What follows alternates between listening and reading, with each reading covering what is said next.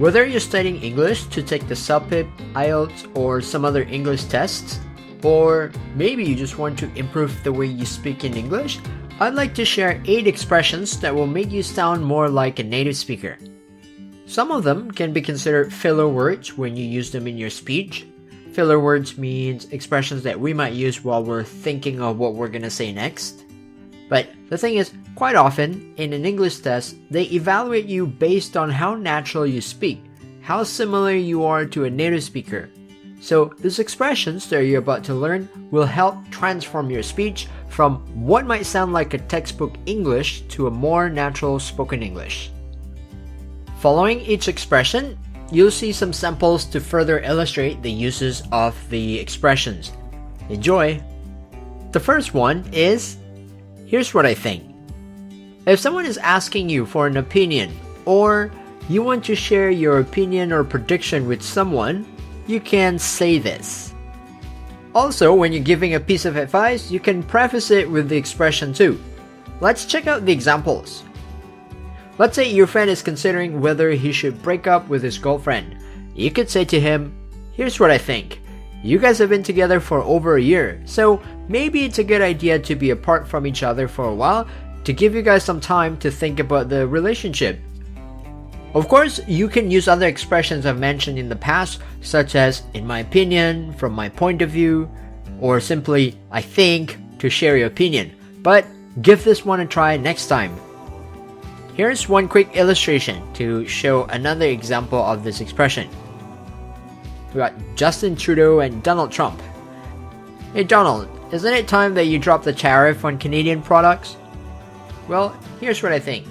Canadians have been taking advantage of us for a long time, and it's gotta stop. Let's go to our second expression. Here's the thing, or the thing is. They're used to explain your reason and maybe an excuse as well. When you have to make a choice in a difficult situation and you don't really want to hurt the person, you can use this phrase. A similar expression would be to say, the problem is, blah blah blah. Have you ever been in a situation where a friend asks you to go somewhere together, but you're not feeling up to it? At the time, you may want to give an excuse not to go, or you just want to give an explanation as to why you're not available. For instance, I'd really love to go out tonight, but here's the thing. I need to be at the office tomorrow by 7 a.m. If I hang out with you, I know we're gonna be outside until like 1 or 2 a.m. I might be in big trouble if I don't wake up tomorrow. Or you want to ask your employee to come to work, so you tell the employee, I know you want to take tomorrow off. The thing is, no one else is available to cover your shift. I really need you. And if these 2 examples are not enough, I have Justin Trudeau again. The thing is, you and I both know the trade numbers you presented in front of the press are not true. Continuing to number 3. I'll tell you what. Use this when you want to offer a suggestion. The suggestion is typically given as a solution to a problem. Perhaps your girlfriend wants to go shopping, but you really hate going to the mall. So then you thought you'd ask your girlfriend to go watch your favorite sports team in return. You'll say, I'll tell you what. If you come with me to the game this afternoon, I'll take you to the mall after the game ends. Hey Kanye, we need money for our kids. I'll tell you what, I'll design some shoes, slap my name on the shoes, and we'll sell them for $1,000. Easy money. Now, number 4, not exactly or not quite. We're trying to say that something is not identical to the other. It's similar, it's close enough, but they're different. For instance, we could say, that's not exactly true. The advertisement isn't exactly honest. It won't be quite the same without you. In another situation, when you disagree with someone, you can also say not exactly or not quite. Take a look at this example. What you're saying is not exactly wrong, but it would be better if you finish your school first. So I'm telling the person that I disagree with his or her opinion. Now I've got Kevin O'Leary here. That's not exactly how you get rich. That's the way to bankruptcy, my friend. We've got 4 more expressions to go. If you learned something new so far, please like this video and subscribe to our channel and learn other expressions. Number 5. These ones here are very practical. There are a lot of situations you can use them in.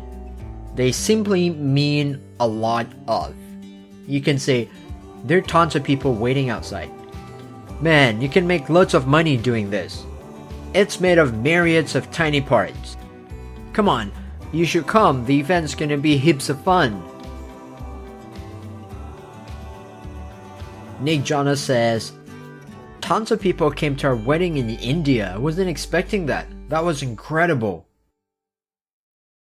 And at number 6, we have this sentence. It's hard to say. If you're unsure of your position on an opinion, or you don't quite agree with someone, this expression can help you show that. When you need time to think before you start saying your answer, you can also use this. For instance, you can say, it's hard to say. Both options have some merit. It tells the other person that you kind of have a hard time making up your mind. You think both of them are good and you don't have like a clear preference. So you can tell the other person that this is a difficult choice to make. You're not quite sure which one to pick. Here's another one. Someone asks you, do you think Vancouver Canucks is the better team? I don't know, it's hard to say. Both of them played quite well tonight. I don't know if you guys recognize this person. His name is Chris Hadfield. He's actually a Canadian astronaut. So if you ask him if he prefers to live in space or if he likes living on Earth better, he might say something like this. It's hard to say. Sometimes I miss how quiet the outer space is. Moving on to number 7. This one here is a word of caution. Take it with a grain of salt. It's a reminder to a person not to believe everything he hears or reads 100%. The person ought to use some caution. You can read 2 examples here. He might say that the first option is superior, but you better take what he said with a grain of salt. He might not tell you everything you need to know. You should take the news with a grain of salt. Sometimes they just use catchy headlines to attract people's attention. Check out the sentence. Oprah might remind her audience, take what you read on social media with a grain of salt. There are a lot of negative people out there. Lastly, I have these 2 phrases, you won't believe and I couldn't believe. Well, they're used to show a feeling of surprise or amazement, either for the speaker or the listener, depending on the subject that you choose for the sentence. When you have an amazing story to tell, feel free to say this. For example, man, you won't believe what I'm about to tell you. Or, I couldn't believe how expensive it was when he told me the cost of buying a house in Vancouver.